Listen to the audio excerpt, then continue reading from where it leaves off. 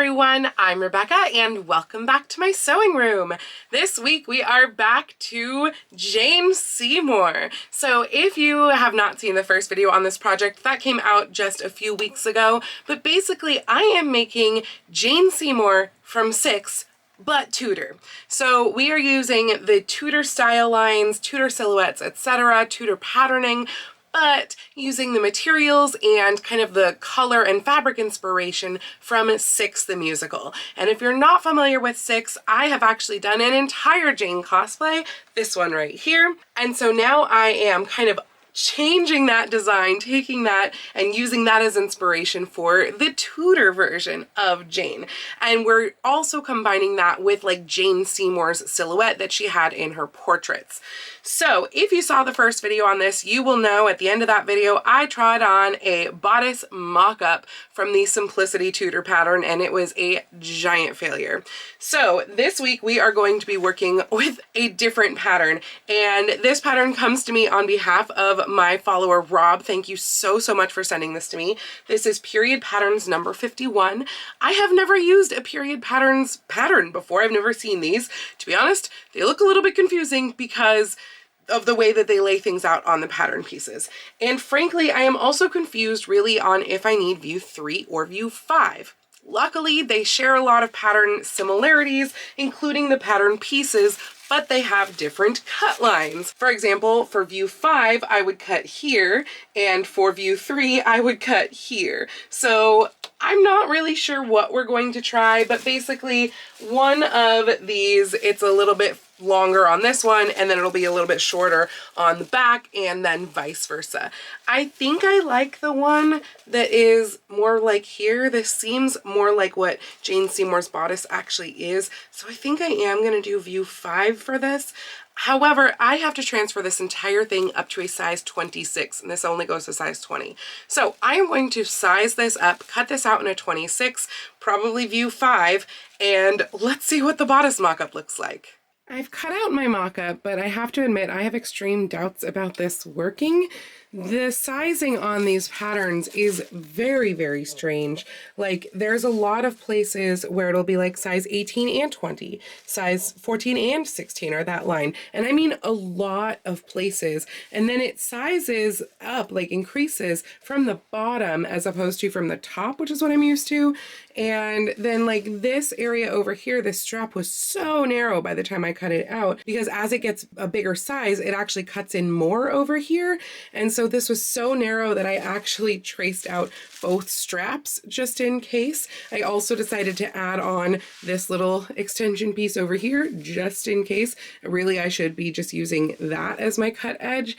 So I don't know how this is gonna go. We're gonna put these together and try them on and see what happens. Well, I've just run into problem 1. I went to go put the pieces together at the side seam and they didn't match at the top. Like, one was too big for the other. So I lined up the pattern pieces. They don't match at the top. This is the 20 and this is the 20. So like the lines are nowhere near together. So I guess I'm just gonna have to make it up, but this pattern is not giving me high hopes. Well, it's awful, but somehow I think it maybe fits better than the Simplicity. The bar's real low, like it's on the floor, but this one might be a tiny step up. Honestly, I think I have to put on the Simplicity to remind myself how horrible that was, because that was about 2 or 3 weeks ago. This is falling off my shoulders for one, and does not have the capability to get on my shoulders. So that's a big no-no right there. The other one I think at least was on my shoulders. I don't know. Again, bar real low. I only realized as I was putting it on that this has no point to the bodice. No point to the mock-up either. But it has no point to the bodice, which actually maybe is a good thing. In basically all of Jane Seymour's portraits, which there's not a lot, but she does have a few. I think she has more than the rest of the wives. And in basically all of them, the sleeves are blocking the waist. So it's really hard to tell what's going on. However, I did find this family picture right here that I'm looking at right now on my phone. And that one, I mean, assuming that this is a legit portrait, which it seems like it, though really it can't be because it's a portrait that's long after her death, because it's definitely a portrait of Henry and Edward. but it shows no point to the bodice, and it is the only one that reveals the bottom, the waist of the bodice. So I guess maybe it's a good thing if we go with no point. I don't know the history enough to know, like, you know, if it was de rigueur that they always had a point, or if at some point they'd stopped having a point, etc. But yeah, the period patterns pattern has no point at the bottom of the bodice. It's just flat across. And that said, it's too long, which is weird because I didn't lengthen it. So that means that it's too long on your average person who is not me, who is not 5'10". And this is how much it is too long. Like, we're talking, I think that's at least a couple of inches that I can feel that's too long. And so because of that, it's like folding up. But that maybe would fix a lot of the issues of the simplicity pattern if I were to take away the point, because that was like, it was getting here and then it couldn't go anywhere. It couldn't get to the point because the skirts fell out and the bodice did not.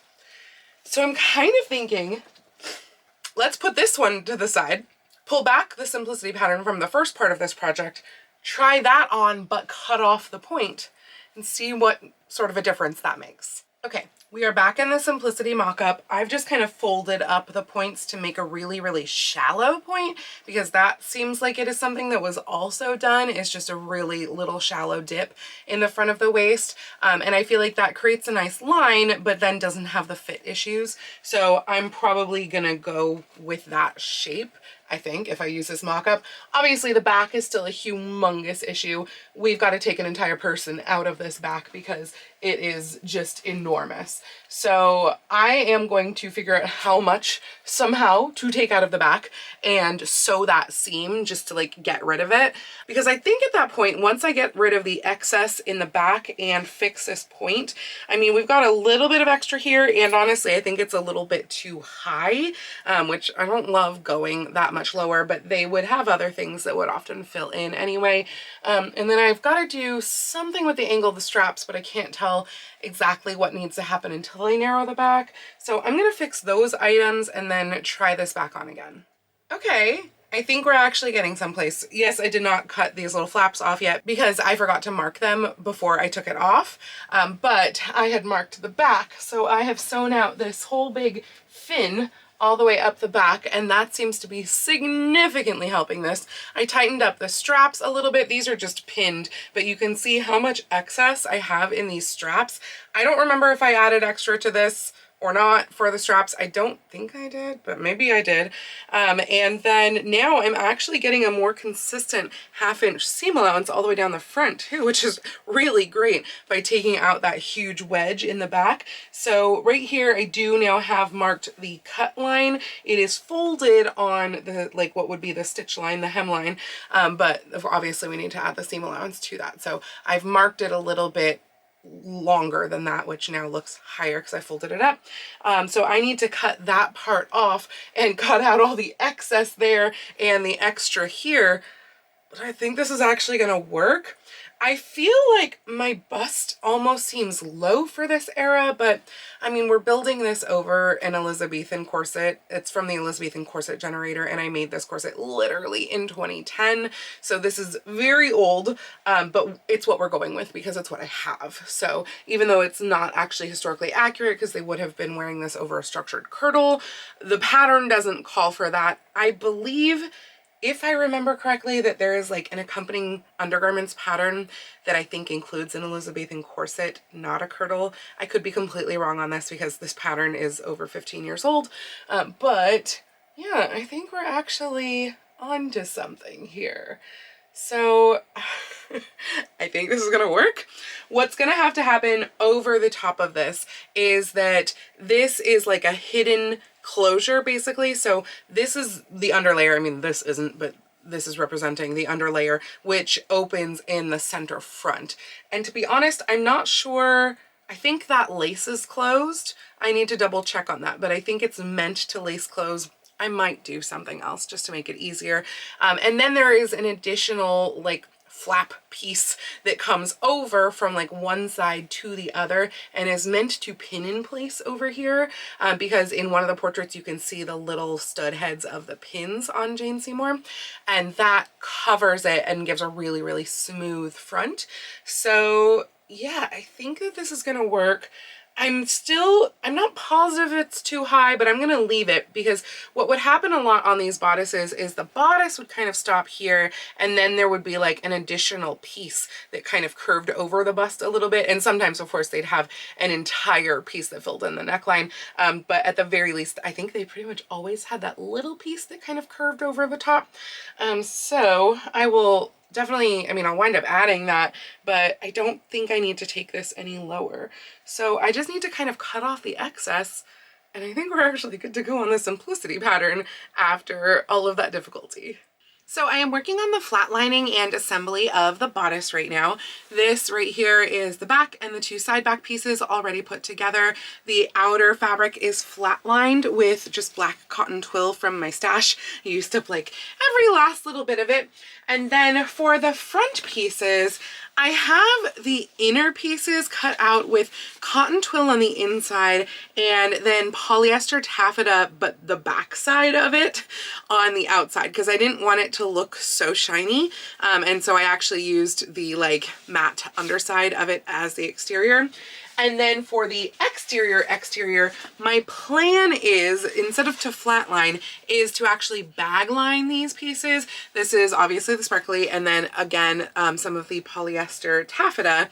But I'm a little bit paranoid, which is why I have not actually put this together with the bodice yet, because like by doing the under bodice part without the sparkly, and yes, I have of course thought about this after I already flatlined it with a serger, but by doing it without the sparkly, if this were to shift, or like I'm planning to do a lace up front, so if say I am a little bit larger that day or something like that and it doesn't lace fully closed, if I use the taffeta as like the exterior fabric of the underside and this doesn't make it all the way to the side seams, then that means you see a gap and it looks bad, because I did this with an exact measurement, which maybe I shouldn't have done that. I'm not sure, but I am now second guessing myself in the taffeta of it all, thinking that I should probably use the sparkly as the exterior, but then that makes me paranoid for sleeves because I don't have a lot of this fabric left. So this is how much I have left. There's a smaller piece right here, and I could cut the bodice pieces out of this since they're not on the fold. It's a long piece. It's not super wide, but I am pretty darn positive this is wide enough for the bodice. And then it's not big enough for the sleeves. I mean, unless I piece things. And then this is the sleeve, or what I have for the sleeves left. So it's like, I don't know, probably a yard and a half, I would say, because this is the length. And then as far as width goes, we really aren't getting all the way across the fabric even, other than this little section. So it's like, I don't know, 2/3 of the width of the fabric, maybe. And I'm worried that I'm going to wind up needing to piece the sleeves. Now, the way that this sleeve pattern works, which I do not think is actually the historically accurate method, is that basically these sleeves have an upper portion up here that is like the same as the bodice or same as the skirts. And then underneath in here, there's like a seam right about here that you can't see. And underneath in here is just like a lining fabric. And so that's a wholly separate piece. I mean, it's sewn together to the upper, but we are not using this bodice / upper sleeve fabric within the larger part of the sleeve. And so because of that, I think we're gonna be okay regardless, because we're not taking up a lot of fabric with the sleeve. There is, of course, the question of if I'm using any of this like in my gable hood, if I'm even doing a gable hood, because that's still a question, because Jane Seymour was known for her gable hoods. Like that was a thing that she was very like, that was her soapbox. She needed to wear gable hoods because that was British, and you have to be a good British lady and wear your gable hoods. None of these silly French hoods. We can't do that, because of course Anne Boleyn liked French hoods, and you know, she was bad and Jane came after and she was good. So that's why no French hoods, we have to do gable hoods. But I hate gable hoods. They're ugly, in my opinion. I think they're really unflattering and ugly and just like dreary. And I obviously want to incorporate the like spiked Jane headband of 6. And so I'm trying to figure out, like, do I spike a gable hood? Do I just do more of like a French hood style? But I feel like Jane Seymour would be rolling in her grave. She'd be rolling in her grave at this entire project, let's be honest, at the entire idea of 6. But I'm torn on that. So I want to leave a little bit of fabric behind for playing around with gable hood stuff, but I'm not exactly sure how that's going to work yet. So part of me is tempted to make a sleeve mock-up, but I don't have anything to put it into because the bodice isn't actually done. And the other part of me is just like, you have enough fabric, it's okay, cut it out. And I think that's probably what I'm gonna do. I think I'm probably gonna recut the under bodice fronts out of the sparkly so that that outer bodice front can fit as it can fit, because I think that's smarter. The other thing that I have just acquired, in completely different news, is the Tudor Tailor book. It just came in via interlibrary loan. I have not had a chance to even look at it yet. I literally just picked it up from the library a couple hours ago, but I'm excited to look through this and actually learn some of the, you know, historically accurate things, even though that is not what I'm doing with this at all. It's not looking like, oh no, here we go. So there are patterns in here as well. We've got men's patterns and then women's patterns, just gridded patterns, but it looks like this is going to be a really cool resource. So I'm definitely going to have a good look through this. I don't know how much I will be doing, and this is what I'm talking about. So this is the more historically accurate sleeve where you are actually making the entire under layer of the sleeve out of the upper sleeve fabric, and then it's just turned back on itself. I don't have enough fabric to waste, and this is heavy and I don't want to do that. So I'm going to be using some other lining fabric on the interior of the sleeve. Honestly, I might use the black taffeta again because I have a lot of it. I got an entire bolt from Joann's as it was going out of business. So lot to think about. I think I'm going to recut the bodice fronts for one thing. I also need to cut bodice front facings so that I can create the lacing in that section. And then obviously once I have the facings, then I can start doing the eyelets as well. I don't know that I'm going to bone anything in this. I know that that exterior layer is meant to be stiffened. I don't think I'm going to do that because I'm wearing it over corset and I'm using the taffeta, which is kind of a stiff fabric as is, and this exterior sparkly fabric is pretty thick and pretty heavy. I don't think I want to stiffen it further. Hopefully I won't regret that, but I think that is my plan at this moment. So I'm gonna go cut new under bodice fronts. I will probably just flatline it additionally and make them 3 layers, even though that's silly, but hey, there's an extra layer of stiffening, I guess. And I'm gonna cut the facings. In fact, I could actually just cut them a little bit wide if there's enough width on there and roll that in for facings so that I don't have to worry about facings. So I might do that, but I'll probably just do facings. And I'm gonna put those together with the existing bodice. So what I've decided to do with the fronts here is cut them the same size as like the under fronts that I had already cut and serged. And then I am going to sew these right sides together right here at the center front and turn them, and then I think probably go ahead and serge around the other edges to treat them as one. The other option of course would be to serge them first and then to base them. Maybe I'll do that. I'll serge them first and then base them because that way if I need to change anything I can a little easier than picking out serging. But that will give me a nice clean front where I can then put the eyelets in, and because it's already 3 layers I don't think it needs to be any stiffer or thicker than that. That's fine. It's a lot. And then I can go ahead and I'll put the eyelets in on my Viking machine. I know this might be hard to see because it's black on black, but I have been prepping this front piece for the eyelets to be put in. So what's happening here is I put this side together, right sides together, and turned it and pressed it. And then this is 3/8 of an inch in from the edge. This is a boning channel right here. These marks right here are in a channel that is 1/2 inch wide, because that's what I like to do for my eyelets. And I have marked every 1 7/16 inches just because that is what worked out for the full length. It's 1 inch up from the bottom, 1 inch down from the top is the first one. And each of these are going to be eyelets. And hopefully that's not too close to the top. Honestly, like part of me is tempted to make it even smaller, but then I have to redo all of those. And then over here we have another 3/8 inch little boning channel. I don't know if I'm gonna put boning in it, to be perfectly honest. I might just see if the eyelets need that extra support or not.